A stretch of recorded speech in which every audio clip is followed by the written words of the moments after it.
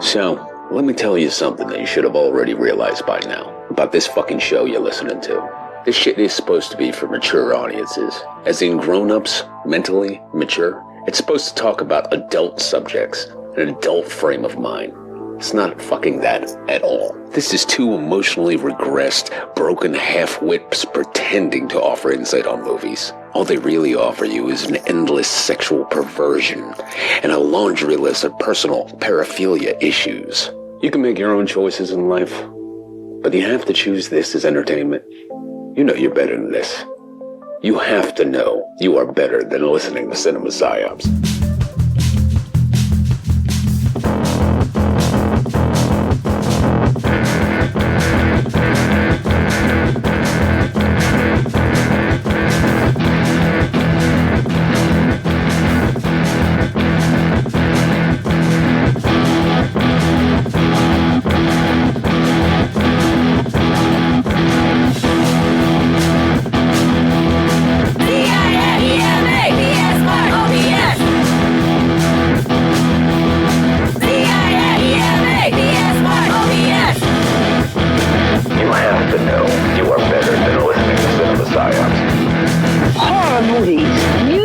Decapitation, torture. Does that sound entertaining? More blood than a blood bank. You may be sickened, but what about your kids? They seem to love every moment. If you find this disturbing, just wait, because there is a whole other dimension. You know what your children are watching? Well, parents and psychologists are very concerned. Fair warning, though, there is some graphic violence in this, but we say that for you, not your kids. They've probably already seen it.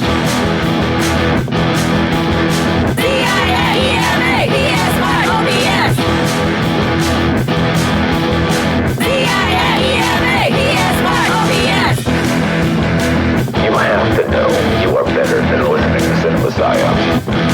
I like gore. I love blood and guts and stuff, you know.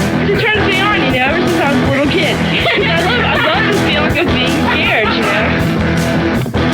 Kids call them slasher or splatter movies, and they get together to watch them at gross out parties. The movies are extremely violent, sexually provocative, and have graphic displays of mutilation. I see them with my friends, and we see who can keep their eyes open the longest. Slumber Party Massacre. That was a classic. This guy just goes around killing people. That's the plot of all scary movies.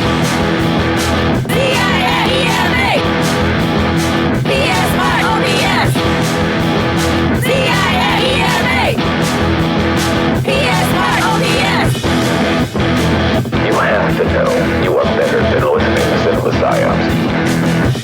Kids get the movies from the horror section. Most of the violent movies are rated R and aren't supposed to be seen unless you're 17 years old. Others are made directly on videotape and bypass the rating system altogether.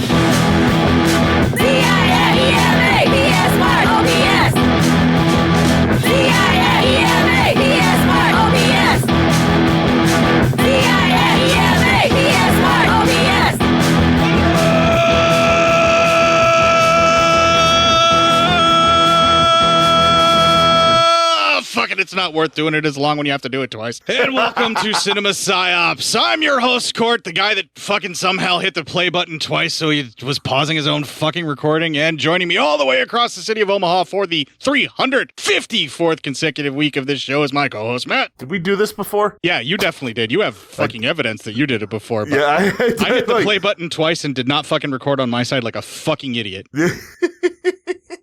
I can't believe I did that. I haven't done that in fucking forever. And I don't even remember the last time you ever did that. I think the last time I know we ever had an issue is when I recorded my side all through the laptop and my actual microphone. Well, the last time that I can remember doing that was when we still had guests on the show. Yeah. And it was when we had F13 on there, and I was so fucking embarrassed I never wanted to podcast again. That's too bad. Yeah. I mean, come on. I'm not Everyone embarrassed makes about it mistakes. now. I don't fucking No. care anymore. It's Like, I fucking really mistakes. don't. Yeah. Who gives a shit? What are you, not supposed to be a human being? Yeah, and I had so much of a beautiful explanation of what I was going to try and do to explain to everybody, but I already had you confused, but I still think I should try and do this again, right? Let's try and do it again. Okay. So This time I'm gonna stay out of it. Okay. And I'm gonna let you explain it. All right, so this week we are covering Sadako 3D in the full franchise fest for The Ring. Now, this is the explanation that I'm going to try and give to everybody as best as I possibly can. All right. So this is a direct sequel, or not a direct sequel, but this is a sequel that is in line with the books directly below Spiral, but there's a novel that exists between the two. The interesting thing is the book that this comes from kind of almost ignores what happens in the book before it, but deals with things that happened in the novel Spiral, the movie that we talked about that was filmed in conjunction with Ring 98, that is a sequel to Ring 98, technically, but is directly adapted from the books. Right.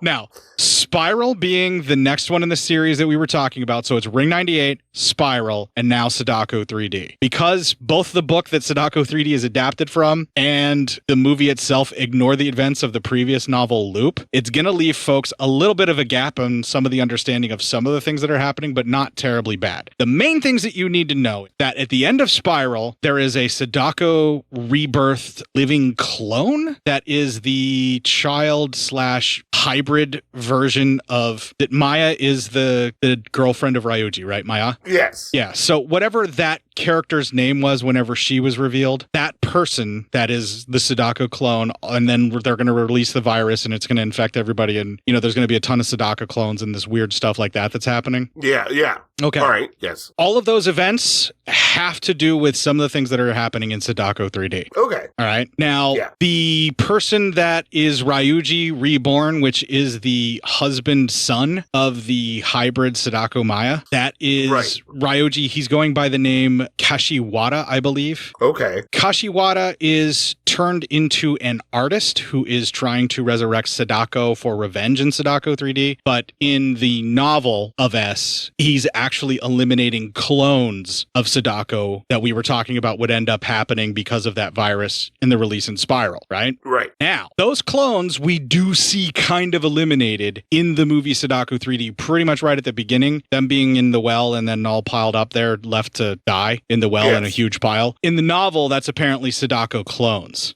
Oh, instead of just girls that he killed to try to make vessels. Right. They're actually the clones of Sadako from that disease that the Ryuji is actually eliminating, and Kashiwada is the person that he's pretending to be. Somehow it leads back to him and he gets put on trial for it. Now, his death or his execution is actually the part of the cursed video. Oh. In the novel. Yeah. Whereas what we're led to believe is a video of this Kashiwada committing suicide in the book. That's the main difference, is what kicks this all off. I got you. The difference is the Kashiwada suicide video remains pretty much the same for everybody who sees it, and the one in the book changes. Like every time it's copied, it changes a little bit, and then it finally turns into a final form after Akane ends up being exposed to it, because Akane is one of the characters in the book, just like Tekanon, the two main lovers that are living together, apparently in Sin. Yeah. In Sin. Now, they do hint at it in the movie, but the main difference is in the book, she is actually with child from him, and they're trying to rush and get married so that before she starts showing, so that she can say that she's married, because she's a school teacher, and apparently that would be a huge embarrassment and like a big no-no or something like that. So that's like, it's like a hush-hush thing in the novel. They kind of hint at it, but then blow past it in the movie. Of course they do. Yeah. So those are kind of the main differences. So, Kashiwada in the book is basically trying to stop Sadako and stop the evil and stop everything that's happening and get rid of the clones and all of that kind of stuff. I don't know if you had to change your heart or what the story is as to why, but that's what's going on in the novel. Whereas in the book, he's doing the opposite, where he's trying to resurrect her to and destroy the world in the movie is the idea. So that's like the major biggest changes. Otherwise, it's relatively lines up pretty close to everything that happens in the book happens in this movie. Okay. But apparently there's two of them and they're both based off of the book. So maybe the book is like there's a 2-part adaptation of the book. I don't know. We'll know that when we see next week. We're watching Sadako 3D too. All right. Now, we did talk about this until my dumbass didn't record it, but it does bear repeating and it does bear to bring up. This film is 100% not a solid, straight, logical narrative. It's more of a sort of nightmare logic film where you're kind of seeing, you will see images as they float past you and they will try and show you things that lead you down a path that will tell you a story. But if you think about them in a linear context of how logic should work, this film's going to make you get lost. Yeah, of course. Now, and the only way you're going to see this film is with FlixFling, I think is what it's called, unless you are an industrious person who has a VPN that can fake a Japanese IP address and you subscribe to Hulu Japan. Apparently, Sadako 3D, Sadako 3D 2, and the Sadako 2019 apparently are on there, I guess. Yeah, okay. But Sadako 3D 2 is not anywhere in the United States anyway. It was released on, I think they were both released on DVD like around 2013, 2012 here, but I don't think they were in 3D. All right. So it might be Sadako and Sadako 2 on the DVDs if you find them, but it's 2013 and 2012 respectively are the years for that. And then there's one that was released in 2019, and that's the last Sadako movie we got to deal with until we do the Sadako versus Keiko at the very end of all of this. I gotcha. All right, so I'm trying to lay out the differences in the novel and the story, where the sequels come in and everything like that. And if you look at your handy chart, we are doing Ring, Spiral, the direct sequel to Ring that was released at the same time. And now Sadako 3D follows that storyline with the sequel. And keep in mind that the Kashiwada, which is Ryuji's rebirthed version of himself, and the Sadako rebirth version of herself, went off to live a life together. And in this film, they don't talk about it, but it's in the novel. Their offspring is one of the main characters of this film and novel. Huh, okay. From those two clones. And so, or from those two, whatever they are, rebirthed people that this weird ring virus was able to bring about with the help of the geneticist. So there was a birthed child that the two of them were able to create that has Sadako DNA, I guess. I don't know how else to put it. And this virus-y, power-y stuff too. Some of the psychic abilities and all that. So enough beating around the bush about it. We've already done this fucking twice. I'm fucking spent. Here's the fucking Legion Patreon ad. And right after that, Real with Dead or Alive. This'll keep it quiet. Oh, hi there. I didn't see you. You caught me cutting a new show. I'm Bo Ransdell, and I'm one of the many creators you can find on Legion Podcasts. I said quiet! My fellow podcasters and I work hard to bring you the best in horror podcasting, but that comes at a cost. Wouldst thou like to live deliciously? Not that, but also yes. No, what I'm getting at is that there are server costs, costs for good microphones and software for editing, all the things that make our shows, fun to listen to. And you can help. If you're enjoying the shows on legionpodcasts.com or in the Legion Network available on iTunes and Stitcher, just about anywhere you can download a podcast, really, you can help us out and get a little something for your trouble at patreon.com/Legion Podcasts. For just $2 a month, you get a pair of movie commentaries exclusive to Patreon, and for $5, you can also join us for a monthly screening of a movie. All of that available on patreon.com/Legion Podcasts. We appreciate it, and thank you for listening. Now, back to the cutting room.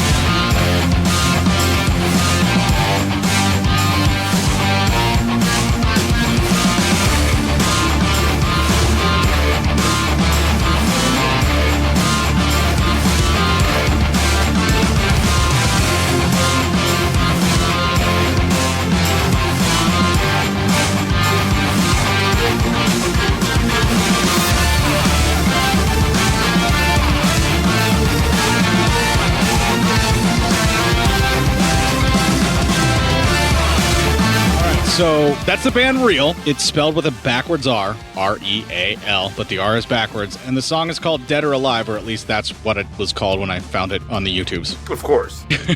And as I've been doing the last couple of weeks, I'm going to just keep doing this until I either run out or end up recycling and whatever ends up happening. But it's all female Japanese bands that fucking rock this week. Yeah, well, yeah, fucking A, man. That sounds good shit.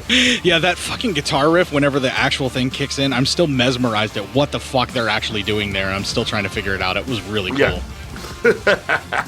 Nice. Of course, you're only going to hear that on the pirate radio edit. Those of you listening on the main feed are just going to hear whatever. Yeah, stuff. Yeah, so let's try and explain to them this extremely fucking confusing film now. All right, well, fuck it. It's not really that confusing until you, like, bring in the rest of the history with it. You do the standalone, that's pretty straight up. We'll see. All right, yeah, Sadako, 3D, the first 20. All right, we see a dude, he's dressed in white, he's dumping a girl into a well. That's never good. I like how it opens up with the ring opening up, where they're telling you, yes, we are going back to the well, literally. Yeah, right? He laughs as it seems like something flies up at him. This is the opening segment title screen, and he's like sewing a white dress together and just being generally weird. Yeah, Anyway, this is what we call a creep in the business. Yeah, right, exactly. Anyway, we see a bunch of peeps are getting ready for a live web show. And we see the live web show starts out with the dude in the white. And then all of a sudden it cuts to, we see a lady next to him, and all of a sudden a hand pops out of the monitor. So nice little jump scare for all your 3D watching enjoyment. I will say that while the CG is kind of ropey for 2012, 2013, whenever this may have been released, the 3D effects, what they were trying to do, where they were doing jump scares with the 3D, makes me wish I could have seen this in 3D. Yeah, you know what? Nothing, it wasn't too bad. Don't get me wrong, yeah, the CG was a little, but it wasn't terrible. No, it was definitely passable. The thing that was awesome was the goofball way that they throw 3D stuff at you, where they're like, yes, this is 3D. Yes, it's fucking cornball. Yes, we're going to be as cornball as possible with it. And they just fucking roll with it. And it still gets some moments that are genuinely scary the way they do it. Yeah, agreed. And then we see there's a guy, he's just standing at a bus stop. He's watching on his laptop, and he starts kind of freaking a little bit. And then we hear a voice that says, "It's not you." So he gets up, walks in front of a truck, and just gets ran the fuck over. CG in that wasn't so bad. No, I mean, that looked really good. I was like, Jesus. They spent the money where they needed to. They really did. Then we see a lady. She wakes up from a nightmare. She heads out of her room, and she sees her dude has been working all night on his computer.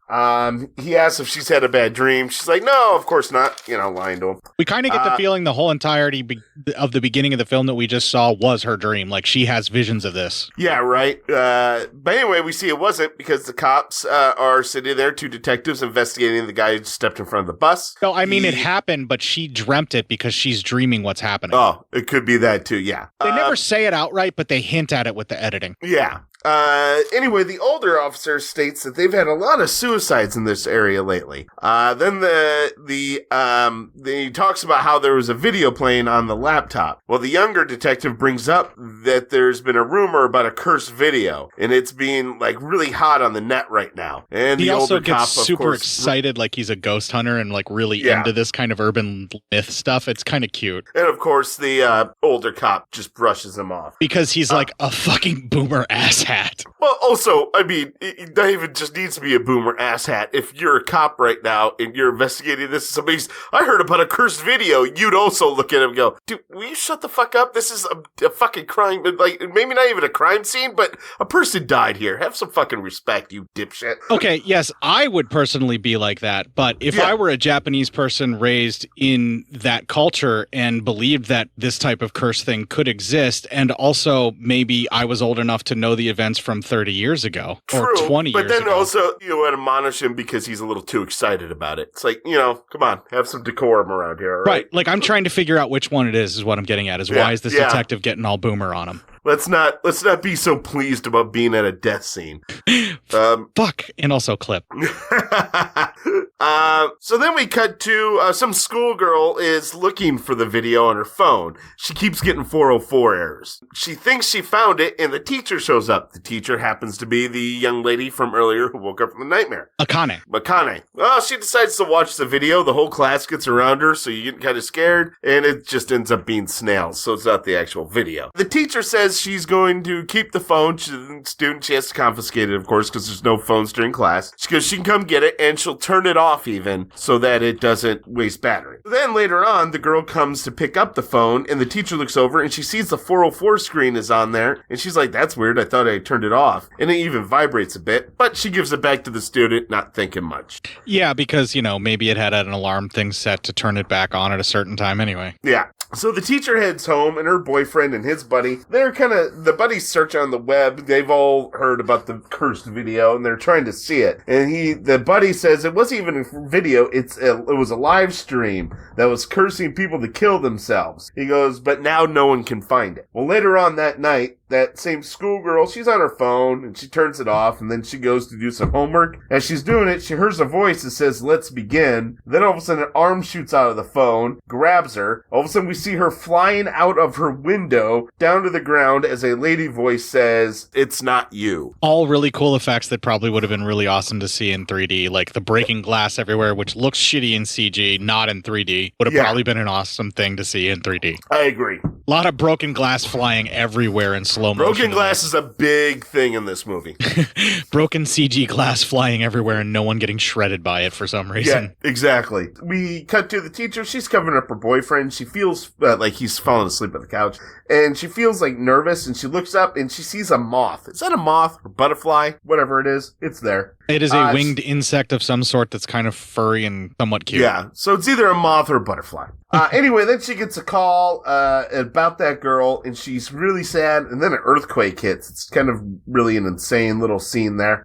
We cut to the class, and the teacher, she's there telling the class, and everyone's crying about how, they're canceling class for the rest of the day. Everyone will go home, and they'll let everyone know, what's going to happen after this. Then the cops talk to the teacher, the two detectives, and the girl apparently had her phone when she died, and a video had played on that phone. Then the teacher, she walks away, she's kind of walking the halls, and the student, who was this girl's best friend, she asks about the girl, and she's like, it must have been the video that killed her. And as they talk about this cursed video, we see the older detectives listening. Anyway, the older cop, he calls his partner and tells him he can look into it. And you can tell the newer partner must have gotten super excited because he's like, Jesus Christ, settle it down. And that's the end of the first 20 minutes. I can see why you wouldn't let me get a word in edgewise until now.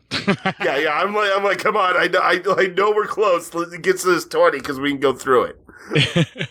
Okay, so I alluded to this in the recording that never actually got to happen because I hit the play button twice and I'm still beating myself up over it. Just settle it down. You're fine.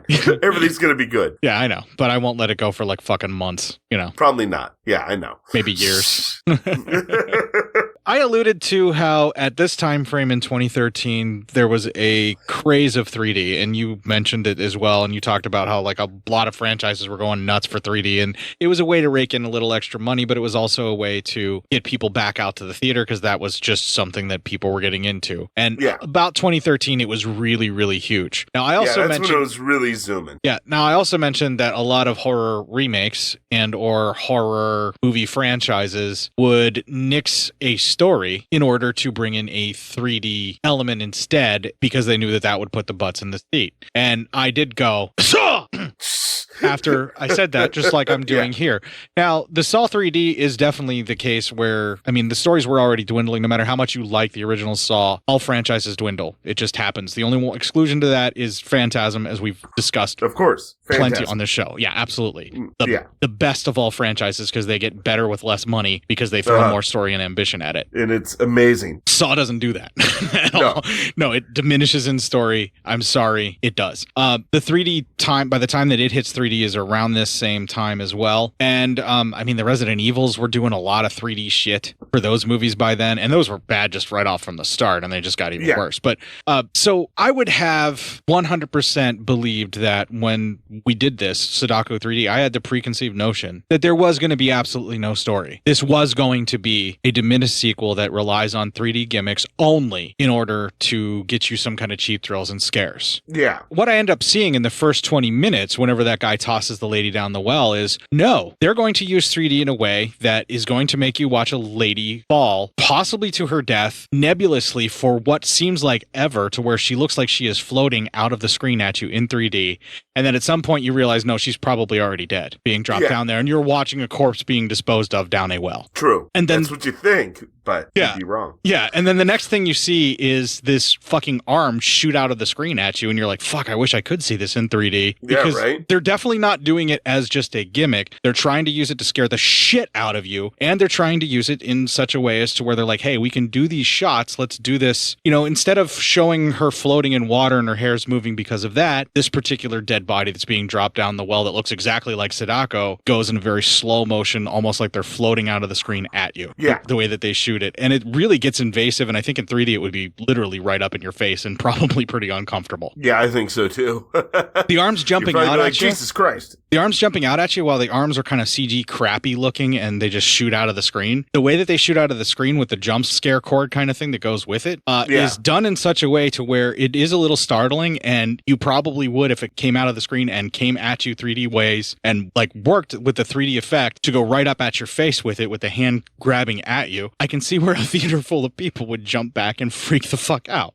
Well, I mean, there's a lot of really well done jump scares in this movie. Yeah, this does eschew a lot of the creepy menace that you would get in Ring. It definitely goes hard on the we're running out of time, we have to figure out what's going on formula, but not because our main character is 100% concerned about herself, because as we can see so far with her that we're following her, she isn't watching the video. She's ignoring all this stuff. She's probably she's telling everybody else around them to stop doing it.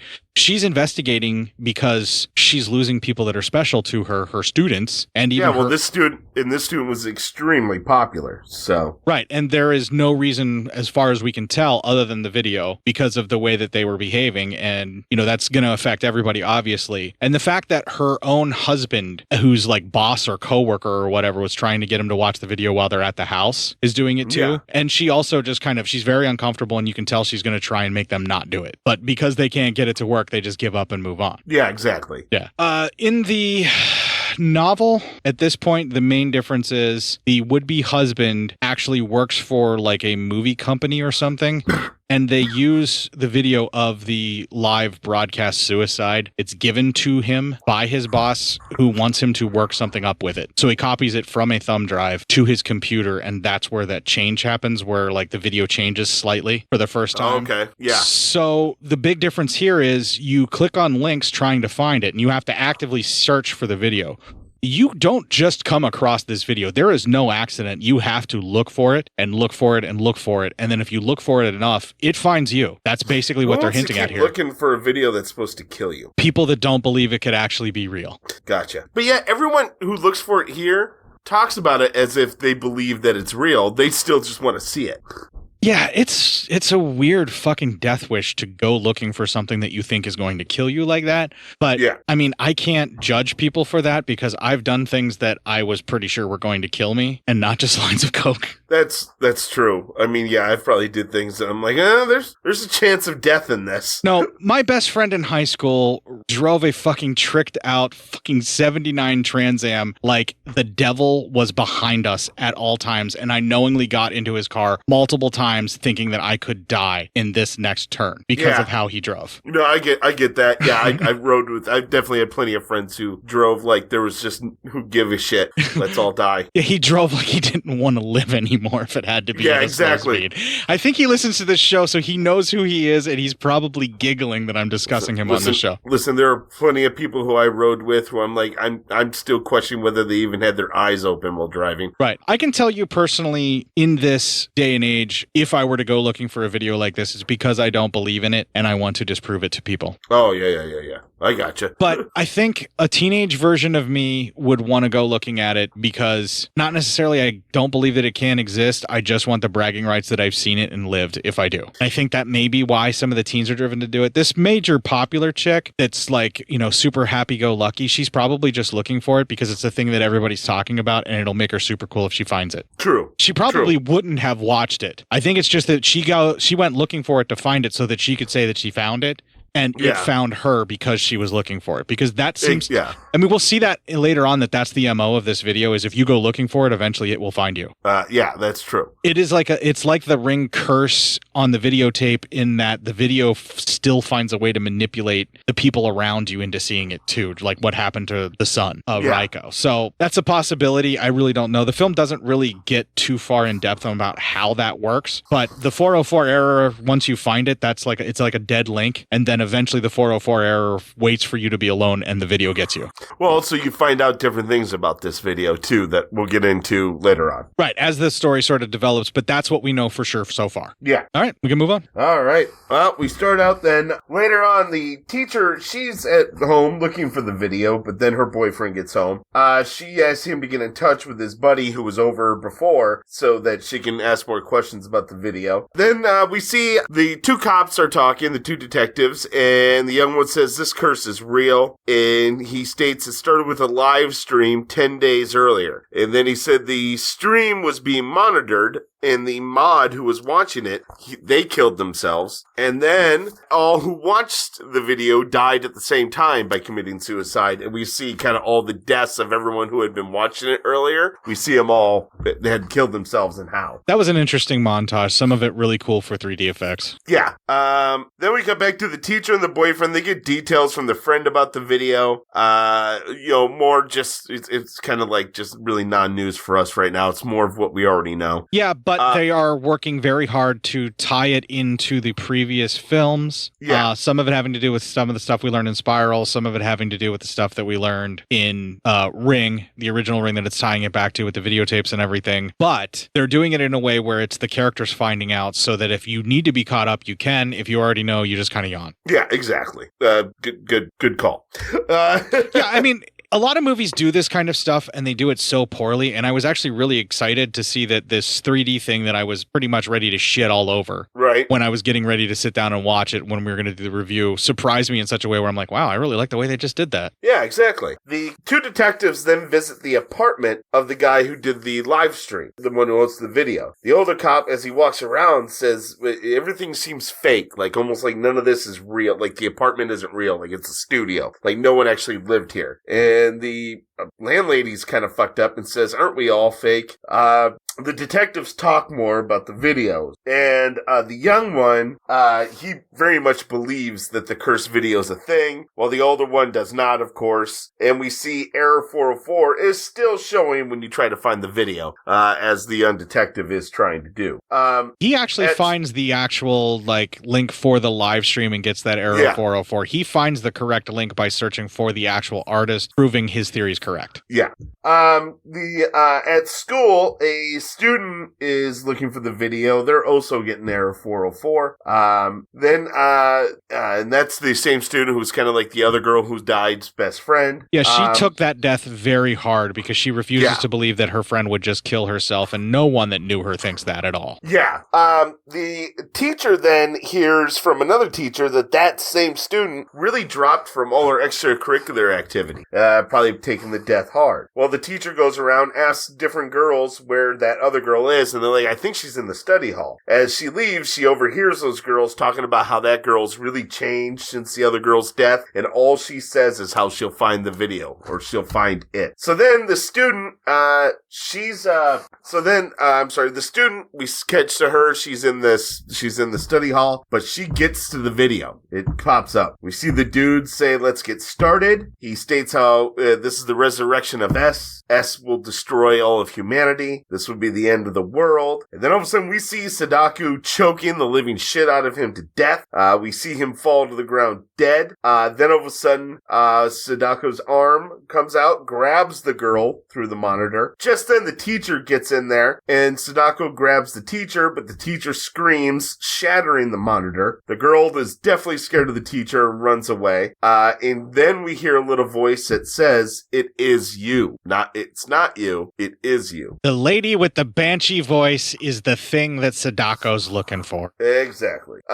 So then the cops interview the teacher, kind of ask her kind of different things, what's going on. She's not very committal in her answers, of course, because she's probably freaked to high heaven. Well, how do you say I destroyed the computer and made it blow up with my banshee superpower that makes everyone want to hurt me? Yeah, exactly. Like, how do you tell a fucking pig that? Well, you just find your certain way of getting things done. I don't think you can convince a pig that that's going to happen and be okay. Probably not. At home, she tells her boyfriend all what happened. Well, that night she flashbacks to when she was a little girl, and we see her scream in school, and all these windows shatter, and that's the end of that 20 minutes.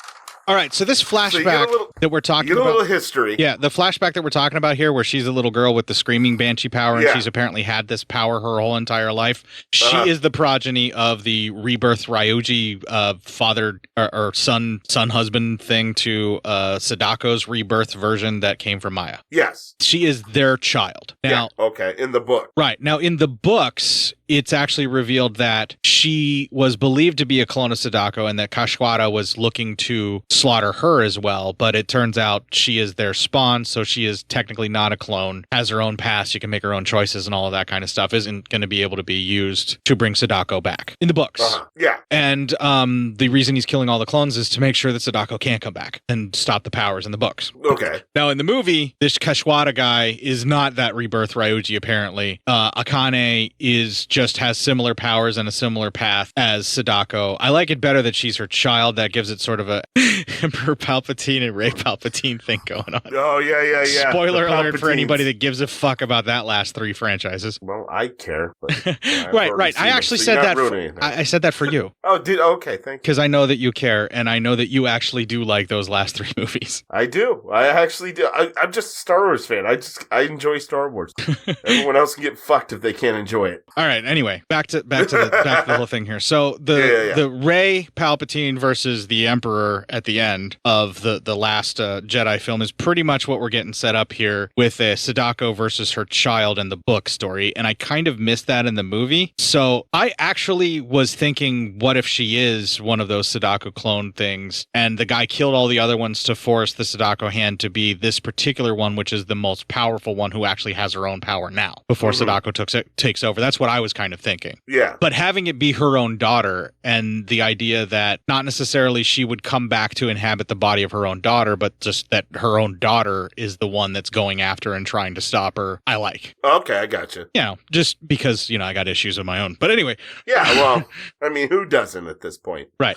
But the thing that I'm kind of getting at here is what they do give us in the film, where it seems like there is someone who is given an equal power, but this power to be able to shatter glass with her voice, and then also just literally it looks like destroy anything with her voice, like Black Bolt or Banshee style, right? Yeah. I really like that idea, and it makes it perfect for her to be able to destroy the power that Sadako apparently has, because it's a psychic ability. It also seems to work in dissipating the energy for the curse, and it destroys that link of the curse, and she breaks the curse for this person by bansheeing into the fucking monitor for her. Yeah, she helps save her students, so, I mean, she's using her banshee power for good. Right. I like it.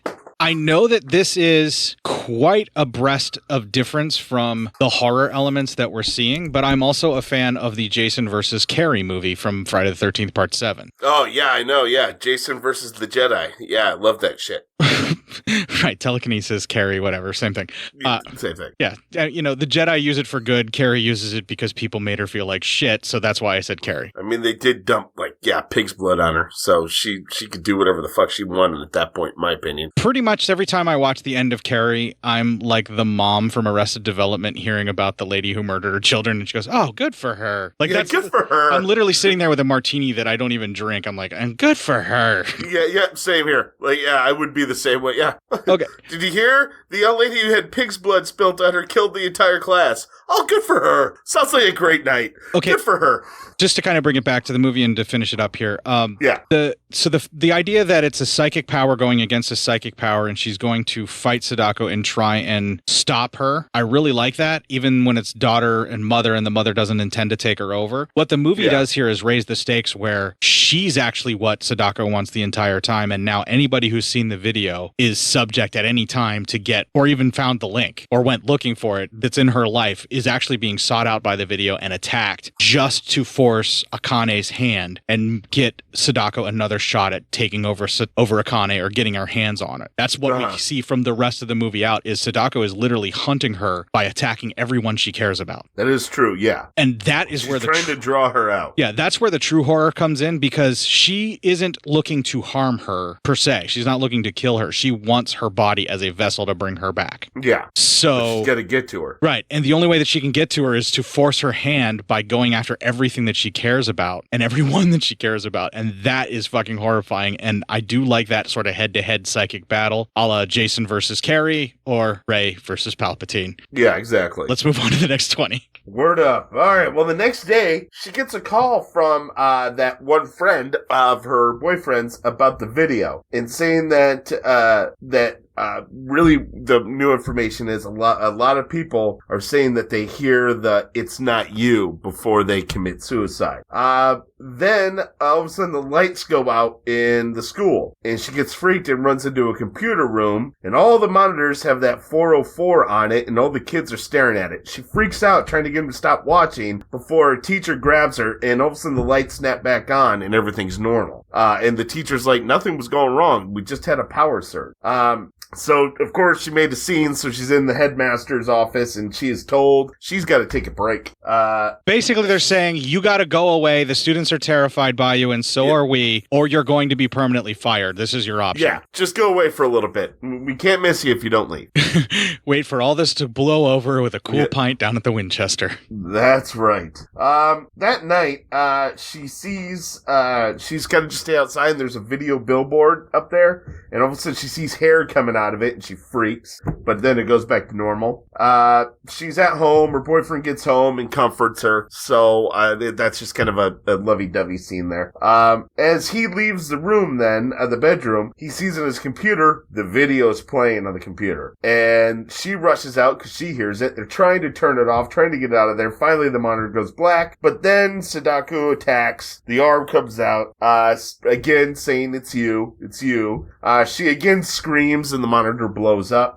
They run outside, they run away, and they're resting outside like a electronics store that has a wall of TVs, and of course Sadako starts coming out of those TVs. They run again, they start catching their breath again by a truck that starts. Well, that truck is one of those mobile digital billboard trucks, so Sadako comes out, grabs her boyfriend, and drags him away into the video screen. So then we have a flashback right away to when she was a girl in that hallway that she made the glass explode that we saw in the last, but we see why. We see there's this weird killer in the school, and he already killed one of the boys in the school, and he's coming right after her. Well, she screams, of course, and it blows all the windows, and it fucks that guy completely up, killing him. And after that, because it was in front of her classmates, no one wanted to be around her. Like, she was sitting in class, and they were throwing shit while staying in the doorway. But the only one who came in was who now we know is her now boyfriend. Tanaka or something. Yeah. Well, she goes up to the roof and it looks like she's going to jump, but the boyfriend comes up and stops her, talks and wants to thank her that she saved their lives, all that kind of stuff. And so it made her want to live life, and they, of course, probably fell in love. Well, he punched way fucking up too, regardless of her terrifying powers. Oh yeah. Well, yeah, definitely punched up. I can tell you 100% his coverage. I can tell you 100% I would be in danger with this lady because, like, I would not care about the destructive powers one bit at all. No, yeah. Don't piss her off.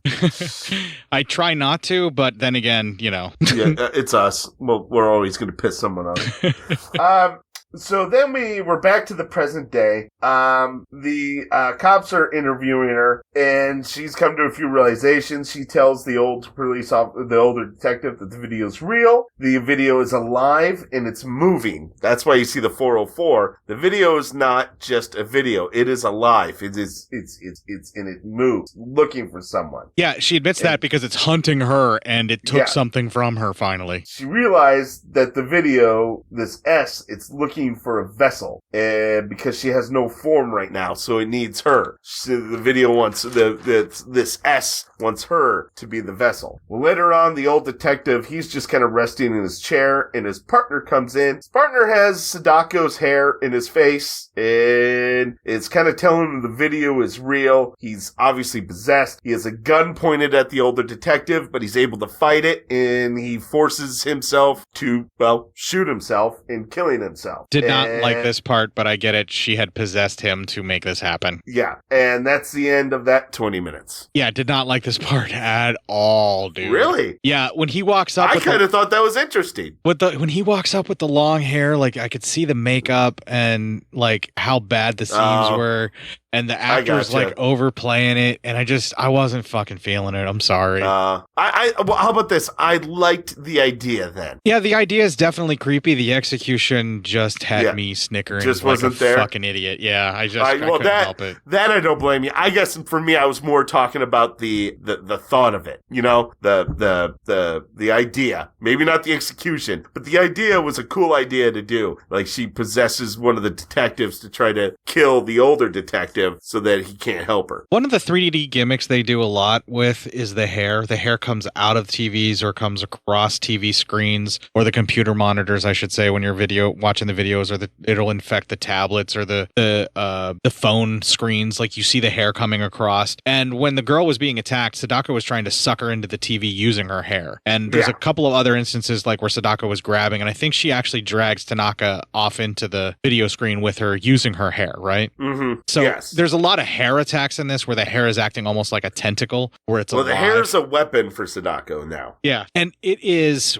wet and gross whenever they use practical versions of it. Like it looks like fucking matted seaweed in a couple of sequences when they're using the practical stuff. And there is some practical stuff that they do with Sadako where she comes out and it's actually a her, even though it's a bigger screen or whatever, and they make it look more giant. They find a way to make it actually work. But a lot of the CG stuff where Sadako's coming out of the billboard and everything, the idea was fucking terrifying. The execution kind of cornball, but I think if I saw it in 3D, I'd forgive that because it would be coming out at me and I'd be like, what the fuck? Yeah, right. So like, it's coming right for us. Right. I mean, if that's what if you're having your budget for the actual CG effects so that you can make a CG 3D effect that's going to scare the shit out of me just by the nature of it popping out at me and startling me for the fun of it, because that's what this film is really trying to do, is take us on a fun and terrifying ride through some really dark subject matter that doesn't quite match the, hey kids, let's have some fun aesthetic that they're trying to put behind it. It's really uneven and it's kind of unnerving the way that they're just trying to have so much fun with what they're showing us here. Like there are some Silent Hill horror visuals coming our way in some of these sequences coming up, and they still try to portray it as this is a fun fucking action film romp, and I'm like, no, this is fucking terrifying. Yeah, it really is.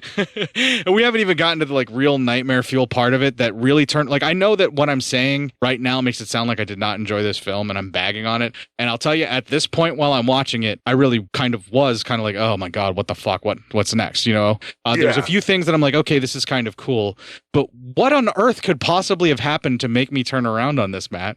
I believe whatever comes out of the well. Is that in our next 20 minutes? Because the people need to hear about that shit. Yeah, I believe it is. Let's fucking tell them about that. Jesus. Let's get there. All right.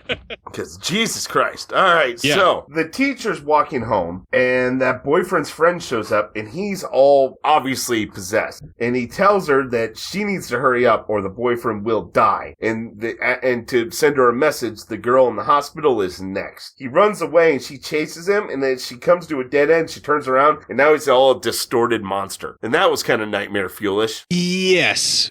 Yeah. Then the old detective, he goes back to the dude's apartment and he sees this wall and he touches it, and it was all those type of moths we saw earlier. And then we see there's a drawing of a monstrous Sadako and a bunch of writing on the wall, all talking about the resurrection of S. And then we see what he had done. He had dumped a lot of women into the well to make them the vessels of Sadako. Then we cut to the teacher who runs to the hospital and sees the girl on the roof. She's at the ledge as the teacher's running up, and right as the Sadako's arm grabs her to pull her, the teacher saves her. And that makes the student student hug her and thank her for saving her life, not scared of her. Okay, so the Like teacher she was. uses the Banshee Scream again, destroys the object that is Yes. trying to make Sadako use to kill her. The student is terrified at first, but then realizes Banshee Scream saved life and hugs teacher. All is well now. Teacher will have job back. Yes.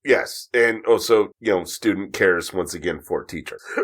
And also, student is safe and realizes teacher saved student, so therefore teacher feels validated. Very, Yes, very validated. yes. Everyone's happy. Everyone is happy except for the Happy-ish. screenwriter that's like, why do I have to put this stuff in? Jesus Christ, what is all this shit for? Can't we just make everybody die miserably like all the other Ring films? Everyone's like, no, not this time. Yet. But here's the thing, right? An equally powerful psychic that is also the main target for Sadako being able to battle her like this and save lives, I'm cool with. It's like, the comic book of the Harrowers that were taking on the fucking Cenobites. I'm totally fine with the angels having their own fucking weird mutated people that can fight the demons. Fine with that. Yes. Yeah, right? There you go. So then the teacher, she's walking down the street and the old detective pulls up and she says she wants to help to go save her boyfriend. So she gets in the car, they're driving, the detective tells her the story of Sadako. Then tells her about how the dude dumped, the girls were alive when he dumped them into the well. Just barely, but they were alive to help take as a vessel. So then, they get to the old facility and they find the well.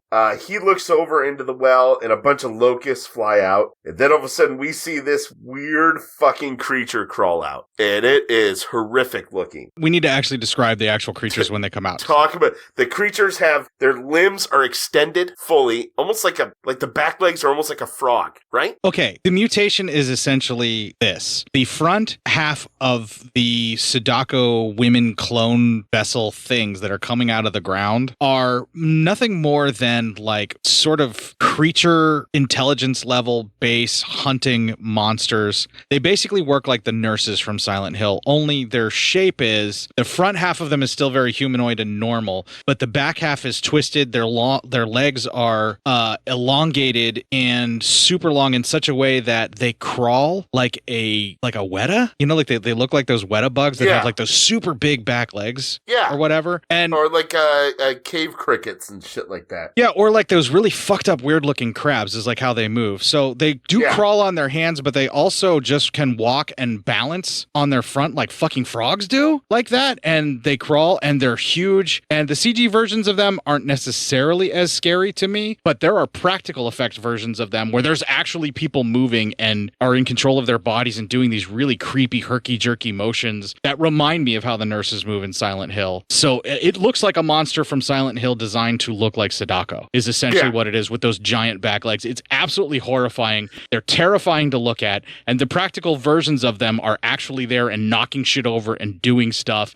And even more fucking terrifying when they grab at her and stuff. And on top of that, they found a way to practically animate the hair because the hair still comes at you from these things too. Yes. And it's wet and gross and looks like it's filthy and just everything about them is fucking wrong. And these things turned my opinion of this film around because they were just baiting me and getting me to this point. And then the practical effect of the face. Because I don't think it was CGI. That looked puppet. No, it's a human being behind that moving and opening their mouth with prosthesis and stuff. Horrific. Yeah, they're fucking terrifying and awesome. Yeah. Well, anyway, one jumps on the old detective, starts biting him in the neck. Sadako screams, and the monster comes after her, but she hits it with a rock, and it turns into a bunch of locusts. The old detective, of course, dies. He bleeds out. She sees two more come out of the well, and we get the chase game. We get a lot of cat and mouse, a lot of hiding, all that shit. And it keeps cutting back to the well, and more of them keep coming out. Yeah. So however many women this guy killed, there is an endless supply of these monstrosities. Yeah. Get a lot of jump scares, a lot of good shit going on here. And then she turns another one into a locust and then barricades herself into a room. That'll end that 20 minutes before we go into the fight. So she's clobbering them, she's stabbing them, and she's slaughtering them in such a way. As long as it's her killing them, they'll turn to locusts and be done. Yeah, she has some kind of a power to where she is severing the connection that is animating them and make them be. But at the same time, she is also on a vengeance quest, destroying these things too. It's kind of interesting because they're coming after her. She's terrified of them, but then she kind of turns the tables right after she locks herself away. We'll see that here in a second. And it's fucking glorious when she starts hunting them. I almost start feeling sorry for these things, and I'm terrified by them. Yeah, me too, but fuck, go her. Yeah, we can move on from here because it's all pretty much straightforward action. Yeah, let's hit it. There's not a fucking subtitle in sight. It's all action pretty much from here until like the very end. Yeah, you don't really pay attention to much. She barricades herself in the room, but a beast busts in there. She hides, and the thing's like going around trying to find her. It's a really tense moment. Well, anyway, it tears the doors off this large cabinet, and it looks, but it's empty. But then it turns around, and she's behind the actual cabinet. She pushes it on top of it and runs out. They did a fake out with like 2 other cabinets before this, but that one was fucking glorious. Yeah, that was great. However, the creature still does get to her and drags her, but she then it starts dragging her up some stairs. I'm sorry, she's up the stairs, starts dragging her down. She grabs a pole and locusts that motherfucker with it. Then another one jumps at her and she stabs that motherfucker with the pole. Here's where she just starts fucking him up. This is where I start feeling bad for them. I'm like, Jesus, they have no chance. Then more show up and she runs and she comes into a room with a chair, and on the chair is a cell phone standing up with a video of her boyfriend on it.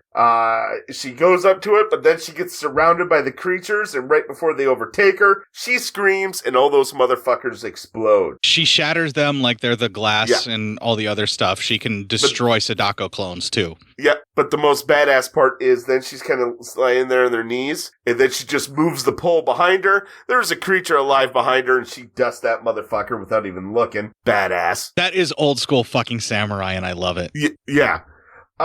So then she gets to the phone, and an arm grabs her and drags her in there, and now she's grabbed by the throat, and she's face to face with a human Sadako in this other reality. She looks over, and her boyfriend is holding a knife to his own throat, almost like he's trying to fight it before it cuts him. She begs for her to let her go, and all of a sudden we see the knife just fall, no blood on it, the boyfriend's gone. We actually heard him scream, and it sounded like he was forced to kill himself, and then we see the knife is gone and no blood. Yeah, and then Sadako kind of mentions how, they're the same person because they have the same powers. And she's like, no, we're not. You use your powers to kill. I have not given up on humanity. I use my powers to help people. They kind of just go a little, back and forth like that. This was the Rey Palpatine reminder sequence for me that I was alluding to, is when they actually had that speech and she's like, no, we are not the same. Yeah. And then Sadako invades her and it covers them both up in hair and it's a fight. You can tell they're both fighting. Well, the boyfriend pops back into reality, the actual reality. And we see the moth drops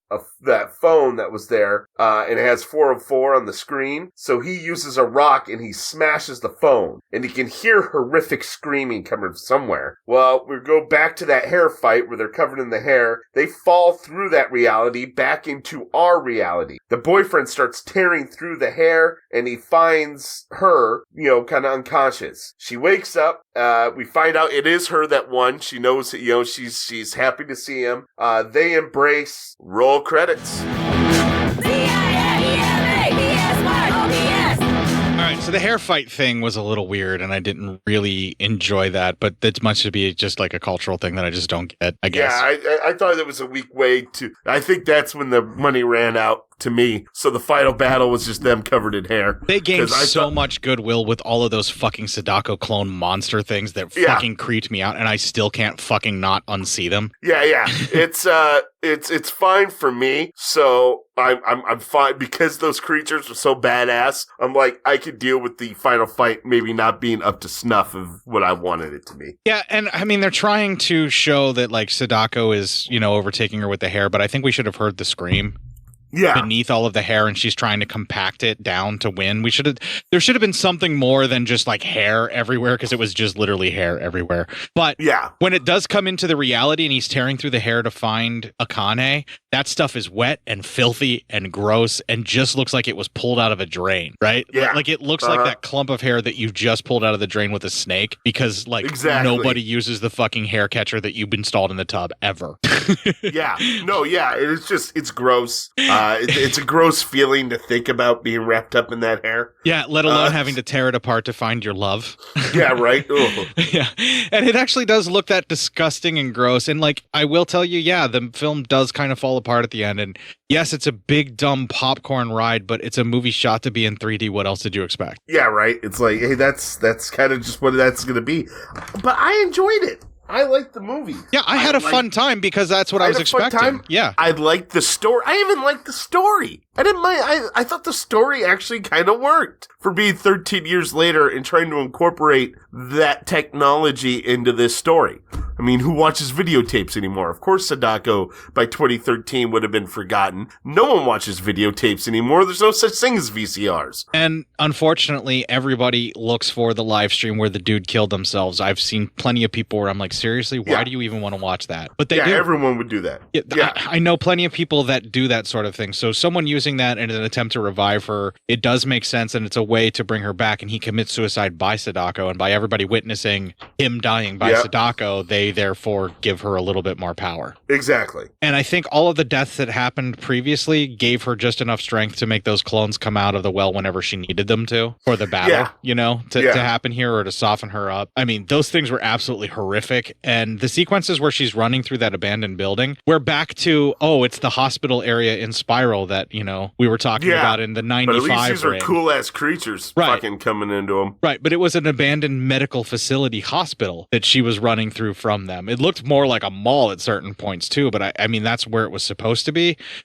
Maybe there's been other people that tried to develop on this land, but Sadako has tainted it in such the way that everybody abandons their projects. Yeah, right, yeah. Or somebody eventually ends up cursed or something, who even really knows, but the abandoned area that she's running through and trying to hide in is very fucking creepy, very much feels like Silent Hill when she's there. That atmosphere is great. The creatures are absolutely horrific. And again, it's not top shelf fucking horror, but it's a good fucking time. And there's plenty of jump scares that you're going to go, ah! And if you can see it in 3D, you probably would enjoy it even more.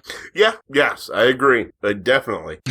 It's not the greatest of the fucking series, but it's definitely the one that I had the second most fun watching.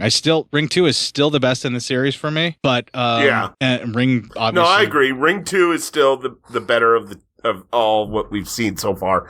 But maybe it's because I didn't go into this with high hopes. I was pleasantly surprised. Yeah, I would put this in the top 5 of the ones that we've watched so far, certainly. Yeah. I mean, I enjoyed this way more than I did Spiral, and you even kind of like Spiral, you know? Yeah, I even kind of like, but I enjoyed this more than Spiral as well. But I've enjoyed in Spiral a little bit, but no, this is definitely better. So my 1, 2, and 3 so far for my top 5 are definitely Ring 2, then second place is Ring, third place is Ring 0. Yeah. Because I did actually really, really enjoy that film. So far in fourth place, I'm going to put Sadako 3D, believe it or not, because I had that much fun with it. It's right behind the original series run. Yeah, I agree. No, I'm kind of with you on that. I don't disagree with your run. Spiral's definitely going to be probably the bottom of my list so far, unless the next two, Sadako 3D 2 and Sadako from 2019, are so fucking terrible they make Spiral look good. Yeah. Spiral and Ring 95 TV are definitely the bottom of my list. Yeah, probably. Agreed.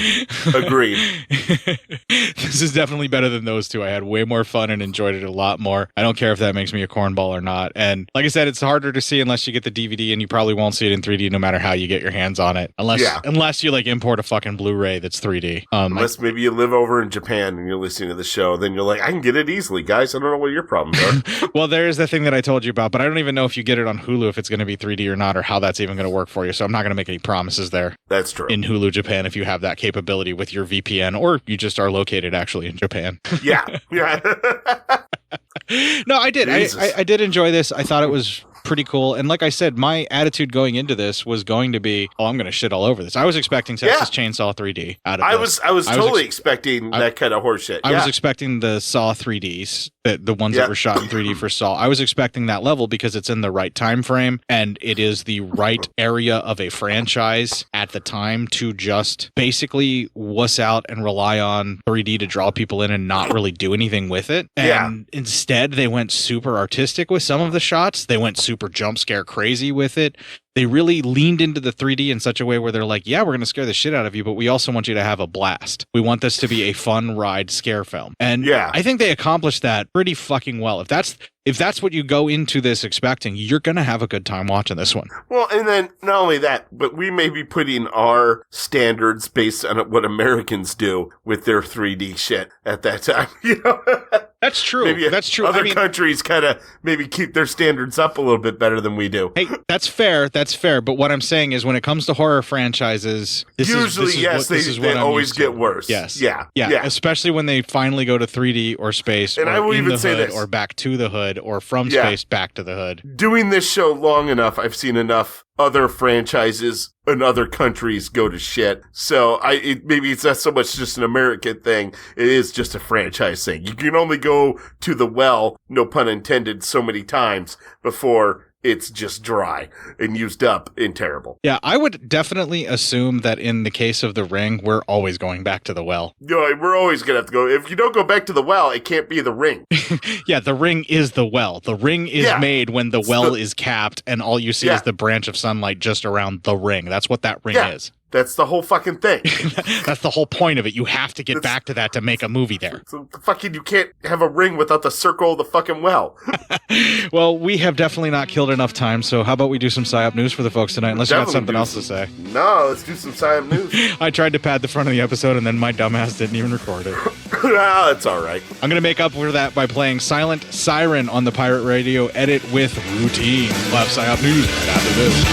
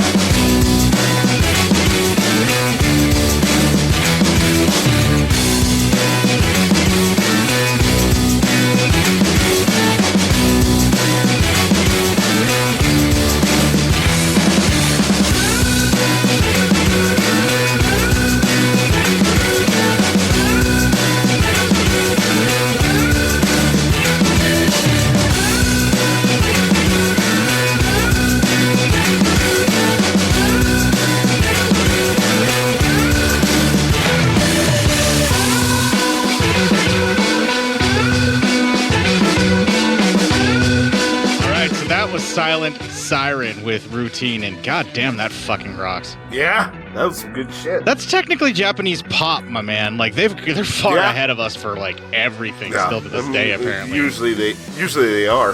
But. There's only one thing that we excel in, and that's destroying our own fellow man. I don't know, man. Let's not give America the edge on that one just quite yet.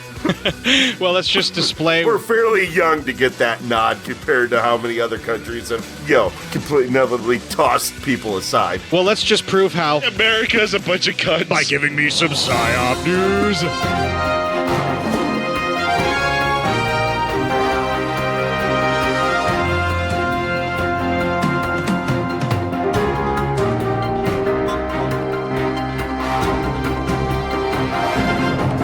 This comes from our boy Christopher. That's our man, Christopher. He's all man. He's all man. I mean, yeah, he's all person. He's our person. Wait, is that Christopher Page? Yeah. Oh no, he's all man. He's all podcasting man. He's a time shifting orphan. That man. I only picked this, and I'm gonna have to read this. I'm going to say right now, this article is written by Katie Notopoulos of BuzzFeedNews.com. I want to say it because she writes this very entertainingly, and I'm going to be going off of it. But the reason I chose this story is I was there when this all went down. I was in that Ask Reddit when all of it went to shit, because I thought it was an interesting Ask Reddit, and so I was there for this. You were there when this shit went down, huh? Yes. Wow.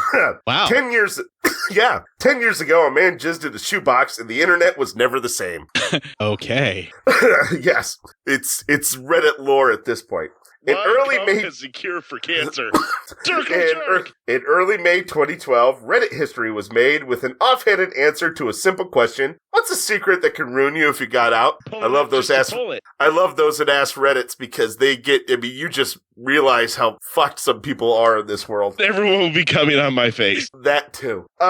So anyway, thousands of comments describing a full breadth of the human condition flooded in, but one comment by user Linfect stood out. Not for the actual secret, which was about stealing cash from a family member after a funeral, but for the throwaway comment attached to it where they also said, "Oh, and my cum box." Your cum will End probably quote. taste better. So he added that as a little tag on top of a whole story. I remember seeing it and going, wait, what the fuck did I just read? So the guy confesses to stealing money at a funeral and then talks about having a box of cum. And it's so just tagged. It was so just tagged on right at the very end, like a long story about how he stole money from somebody, and then it's 5 words. Oh, and you were there 3,000 years ago when this happened. Shut up! Are you talking about penises? I am. So you read that about the jizz box, and you're like, OMG, a jizz drinking game. Kinda. So when he was pressed by other Redditors, he went on. Well, he says it's exactly what it sounds like. It's a shoebox, or at least it once was, and whenever he masturbated, he came into it. He's had it for 2 or 3 years at that point. OMG, a jizz drinking game. So he stated it had a fair amount of cum in it. Your cum will probably taste better. I'm pretty sure that it has permeated the entirety of the cardboard. God, Jesus. I mean, the integrity of that box smells a lot like fucking stale ocean water for some reason.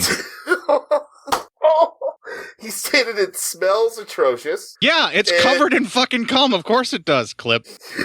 He tried to burn it once, and when he lit it on fire, it was too damp due to the cum that was simply sizzled. It didn't manage to actually light up.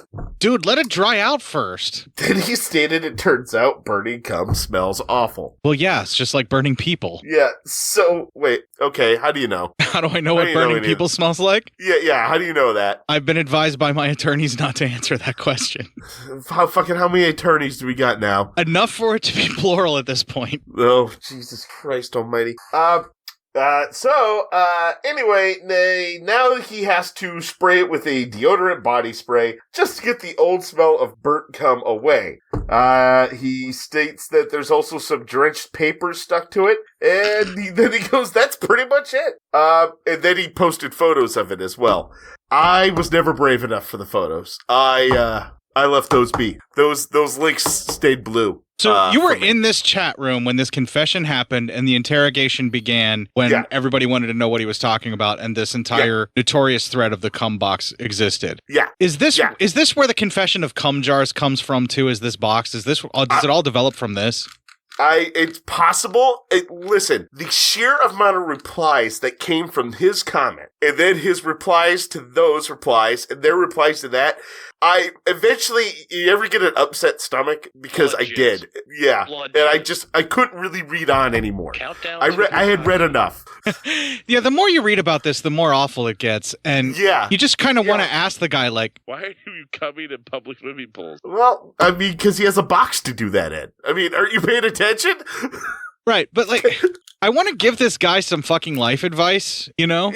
But like, at this point, it's too late because he tried to burn a box while it was still soaked like a fucking idiot. Also, remember, this is 10 years ago. Yeah, I would hope he has learned from his fucking stupid efforts of catching his cum in something that can be easily disposed of. Yeah, why did you try to light it on fire? Why didn't you just, like, throw it in a paper, like, in a trash bag, and then just find a dumpster someplace? Or maybe dump it in, like, a trash bag with a shitload of bleach so that your DNA is destroyed if you're worried about that before, for disposing of it that way. Or just perhaps before you try to burn something, let it dry out first, you fucking idiot. Start coming in a different box for a little while, maybe. Well, I don't know if this guy was playing with a full deck. You know? Well, I mean, okay, just off the top of my head, at the age of 11, I could have came up with like 5 different better things to come on and or in that could easily be cleaned up and or gotten rid of. Yeah, exactly. You know? I agree. Totally. I was very industrious at that age at finding things to come on and or in that could easily be disposed of. I like to think most of us were. Most of us, yes. Some of us clearly were not like this shoebox thing. There are thing. a few of us who weren't. Yeah, absolutely. Anyway, Lynn Ficht was hardly the first person to talk into the internet about collecting a semen in an unexpected receptacle. There is a long and storied tradition of young men on message boards like Reddit or 4chan showing off all manner of seminal fluid-filled vessels. Cum jars. Yeah, this is a thing. Yeah. Clip. It's a thing. Yeah, it is. Thank you. Arguably, the Reddit cum boxers, warning, there is a not safe for work link in there, are more substantial disgusting since you can really see the semen, as are the subreddit crust panties, the 4chaner who collected semen in a jar containing a My Little Pony figurine, or the 2020 Minion cum jar project. It's a thing. I never heard of that 2020 Minion cum jar project, and I don't think I want to know. Okay, all that I know is that shit like this exists because there's a couple of folks that I follow that I basically have them on my social media platforms for doom scroll purposes. Oh, wow. Their entire existence is to tell me of things that I wish I didn't know existed. And that's the only reason that I follow them. Jesus. And this person has been talking about that for a while. And that's why I know. All right. Like, I don't, Matt will attest, I don't like Reddit. I don't go on Reddit. No, he's not a Reddit guy. Yeah, everything I know about Reddit is from this fucking guy telling me all the awful things that he finds on Reddit. Yeah, it's just me, so he doesn't have to do it. Exactly. I let someone else filter through all that horror. Like, I don't listen to Alex Jones, but I'll listen to fucking Knowledge Fight and listen to them depict it, like tear it apart and just tell me everything that's happening about it and playing clips from it. But I won't give that guy a minute of my time otherwise. Just like I won't go to fucking Reddit, but I'll read about this guy that finds this dark shit on it all the time. Yeah, right. She goes on to write, but Lynn Feck's cumbox was different, singularly unique. It's hard to pinpoint exactly why. It's like trying to explain why Mozart's symphony sounds better than Solari. What distinguishes the genius of a Jackson Pollock from a splatter painting of my 5-year-old made? But she then tries, and she made this. She tried to make a little poem. Or not a poem, but like an explanation of what this is. She states, he is cumbox Lady Macbeth desperately trying to wash the splooge from his hands. The photos of the box are the photos of the box are simultaneously inscrutable and captivating visually. You're never quite sure of what you're looking at, even upon close inspection. There's a vast landscape of splatter stains, apparently. The moisture wrinkled cardboard. Yeah, I can't believe I'm reading this. Like I said, I draw the line ahead to look at it. I wasn't going to look at it. I was mad that I was even reading about it 10 years ago. I was really mad at myself, but I couldn't, I was like, okay, I'm sorry. I have to know more about what this going through this man's mind. And here's the thing. You never really find out what's going through his mind because I don't think he even knows. I don't think he knows why he kept it around. Or at least he couldn't articulate it for anyone else. Yeah, it's a definitely bizarre behavior that probably needs to be unpacked by someone more qualified than me. Yeah. Because like I'm super utilitarian about it, where I'm like, dude, let me tell you like 5 different things that would be so much better to use and get rid of. Yeah. It's a nutty thing. Nutting in a box. Yeah. She goes on. This is actually a pretty long article. I'm not going to read the whole thing. Yeah, I think we've got the gist of the jizz. We got the gist, but I mean, she goes even more into like how it affected Reddit and stuff. It's actually a really good article. I suggest if anybody is on the page, go check it out. And it's actually really good. It's a funny article, got funny stuff, and it's topical. I just don't.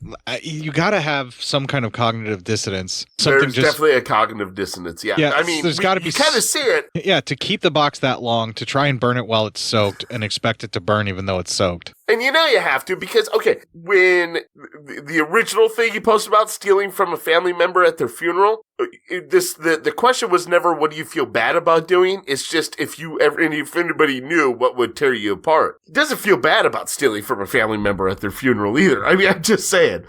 Yeah, he just thinks that they would tear him apart for doing it. Yeah. I mean, it's just he's not. He's just not all on the up and up. Yeah, it's a bizarre, definite slice of life. And it's definitely a great example as to why I try not to go into Reddit or 4chan or 8chan or any of the chans or any of that fucking chat shit that is 100% unmoderated, kind of whatever they try to do with that. I'm not interested in that. Yeah, I'm not interested in that because humanity definitely needs a filter for me. And if I won't go out into humanity willingly and be okay with it, not having a filter that I can apply in my social media activity and talking with people doesn't work for me, you know? Like, I got you. Just because you can't get to me physically doesn't mean I'm going to allow you access to me digitally. You know, like, and there's a lot of this kind of stuff. Like, yes, we're talking about it now. And yes, I'm going on and on about it because I'm trying to fill time for the show. It has nothing to do with my feelings about this. But anyway, like, it's a perfect example of what the fuck is wrong with us as human beings. I think, here's the thing. Maybe we did advance too quickly. Maybe we were not meant to live as long as we live. You know, in the old days, it was like, if you were like 60, that's something. You're probably going to die soon. You know, and then arbitrarily you would have just on occasion someone living to like 105, 110. Yeah, I don't know if it's necessarily that. Maybe we live too long, so we got to find something to fill our lives, or there's some void with, the world at some point broke and, and we're all just trying to deal with it. No, that's not it. That's not it at all. We've always been this way. I mean, like hundreds and hundreds of years ago, humanity burned our own kind at the stake under the guise of them being under a different religion that we saw as a threat. You're not wrong. Religious wars have been fought because my God is bigger than your God between us for centuries. We kill each other without provocation, without any fucking reason. We're awful to each other. We have this unbelievable fucking capacity for good, and yet we choose to ignore it and focus in on our destructive capabilities nonstop. It's what we spend all of our fucking money and resources on, is more and more ways to destroy ourselves and make ourselves miserable. We have the power to destroy our planet indefinitely for centuries to come with just 16 times over. 16 times over with the press of a button or two. Yeah. Yep. And yet we allow a countless number of people to die of starvation every year for no fucking reason. Maybe we were just fucking rotten all along. And if we were made in the image of an infinitely intelligent being that fucking saw us doing it this way in their own image, then fuck them too for making us like this. Agreed. I don't know, man. Because this person is clearly mentally divergent in some way, shape, or form, and people are taking advantage of that. And even we did by telling the story. Yeah. You know? Yeah, kind of. Yeah. We're not fucking innocent in this either. Like my outrage and my vitriol for social media, we're not innocent of this either. There's not a single human being who is. Yeah, we're still perpetuating fucking misery here in some way, shape, or form. Like, because of this actual story. And yes, the cum jars are a thing. I wish I didn't know about them. But have you seen the photo of the room of the Buffalo shooter? No. The dude was a brony, and on a bookshelf, he may have actually had one of those with the actual My Little Pony figurine. Oh, Jesus Christ, man. This was a Reddit thing. This was a 4chan and 8chan kind of thing that was circulating around. And you see what it's doing to people, right? Yeah. Like how people end up with these kind of fucking chat rooms. But here's the thing. We're fucking awful all the time. And what these social medias have given is an amplification of the voice of the things that are negative and that are driving us to destroy ourselves. And it's built that way intentionally with its fucking algorithm. Yeah. Jesus. Yeah. Fuck, man. Wow, you tossed that one out there, didn't you?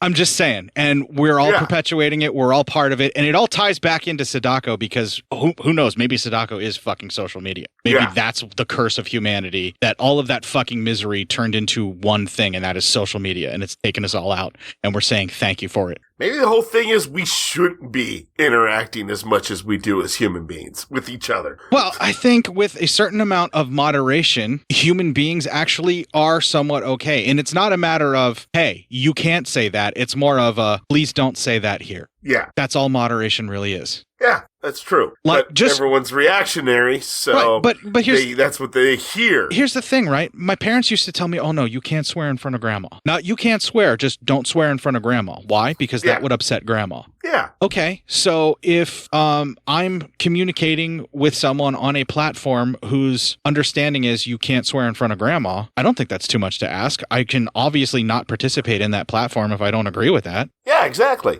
Go make your own platform.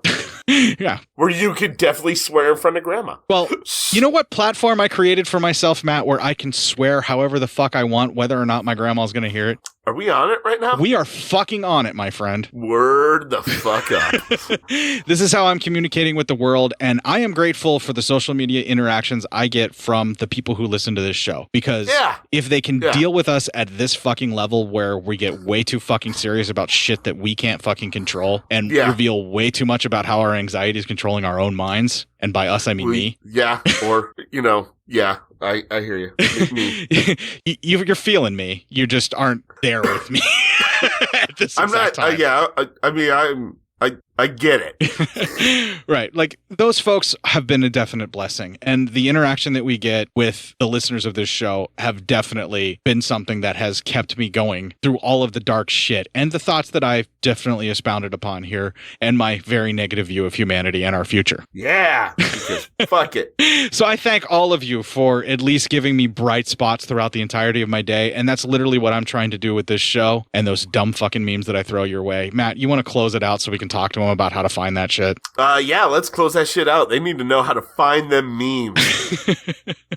All right, we're going to play the ending Legion promo, and when we come back, we will have Lisa X. It's Li-SA-X or Lisa X. I don't know which band, with the song Looking Up to You right after this.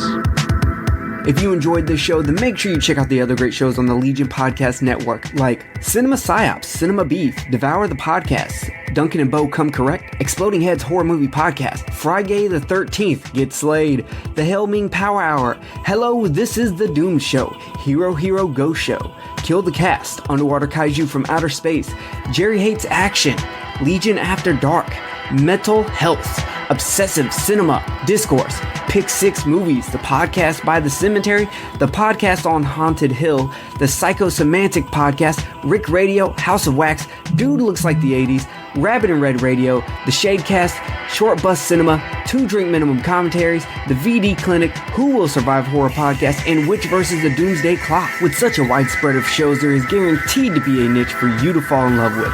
Horror, politics, movies, books, sex, music, commentaries, health, video games, kaiju, action, news, comedy, and opinions that would most likely get you killed in some parts of the world. We are proud to bring you some of the best podcasting in the world. Check us out at www.legionpodcast.com, iTunes, Spotify, Stitcher, YouTube, and any other dark corner of the internet where podcasts can be found.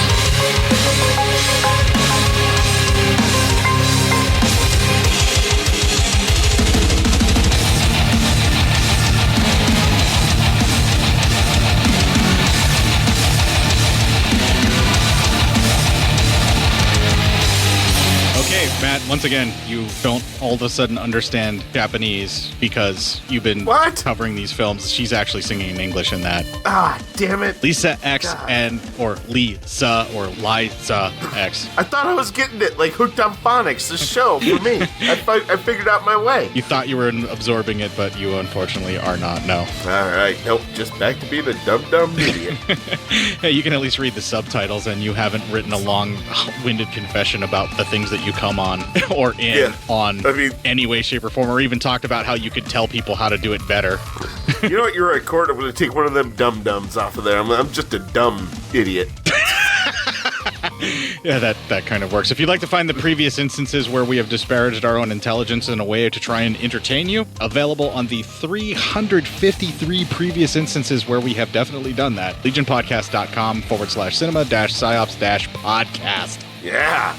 Yeah, I think pretty much every single episode of this show has been us basically degrading ourselves in some way, shape, or form to make someone be entertained. Yeah. Oh, yeah, I think so. Just that's all that this is about, is entertaining people. We're trying to make you laugh and make your life a little bit better for at least the time that you're listening to us, because otherwise it's a big fucking steaming pile of misery. Right? Maybe make you forget that, forget about all the pressures going on for at least like an hour or two, and then we'll make you worry about other pressures.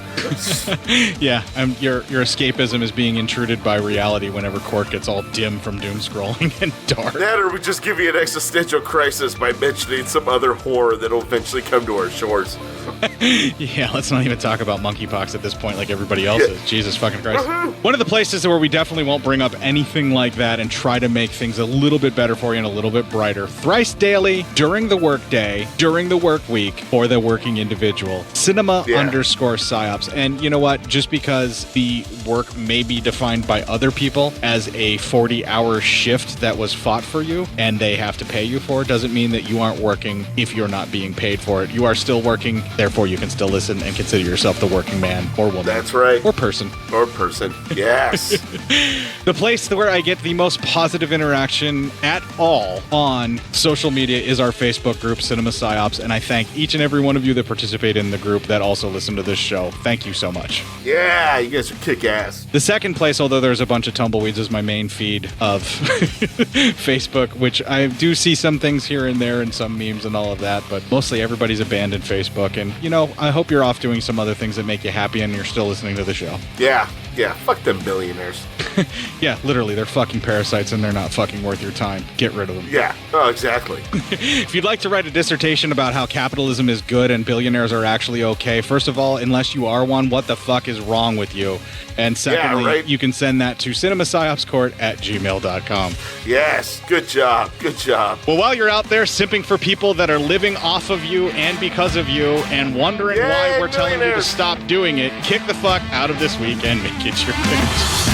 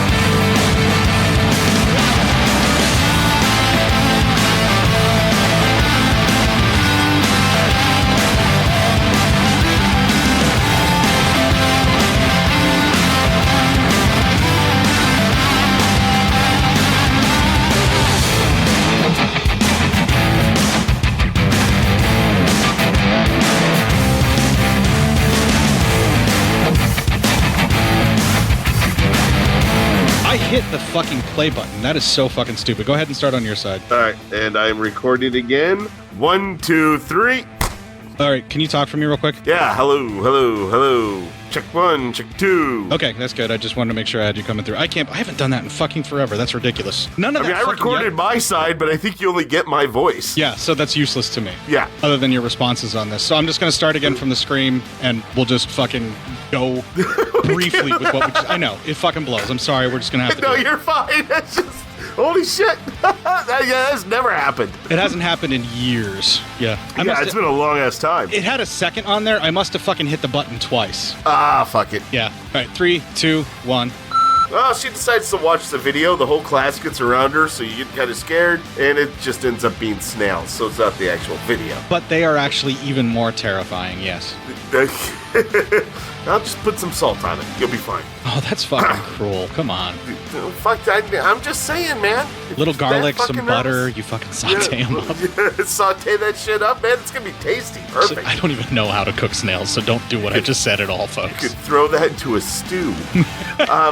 You put this in a pot, you got a stew going, baby. Yeah, you got a stew going, man. It's just great. Fucking, what do you think crock pot is for? Or maybe a Dutch oven? Like, how do you tell a fucking pig that? Well, you just find your certain way of getting things done. I don't think you can convince a pig that that's going to happen and be okay. Probably not. Well, ACAB. At home. I love that you're on my side now. Listen, man, you really get kicked in the teeth one too many times before you start realizing what the fuck's going on. Whatever took you to get here, thank you for being on this side of the picket. Yeah, it's enough blood. Knows that, she's happy to see him. They embrace. Roll credits. Fucking play, you fucking piece of shit. Yeah, bitch. Not a thing. Thanks. Still think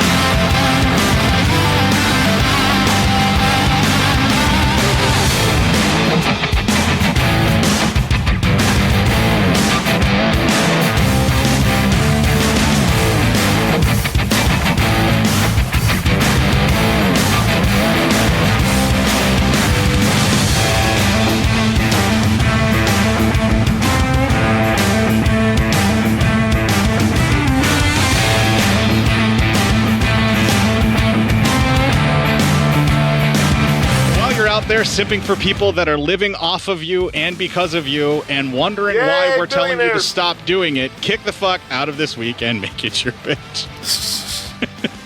Jesus, man, we're getting fucking grim. Yeah, we are. I think these negative worldview movies are starting to get to us. You think? You think it might be getting there? Either that or it's living in a fucking nonstop nightmare hell world for the last 3 years. Well, that too. Last 3. I'm going to count 4. I mean, it feels like it was at least semi-normal, 5-6 years ago, but I don't even fucking know anymore. Are you still recording? Yeah, I'm going to quit now. And we are done.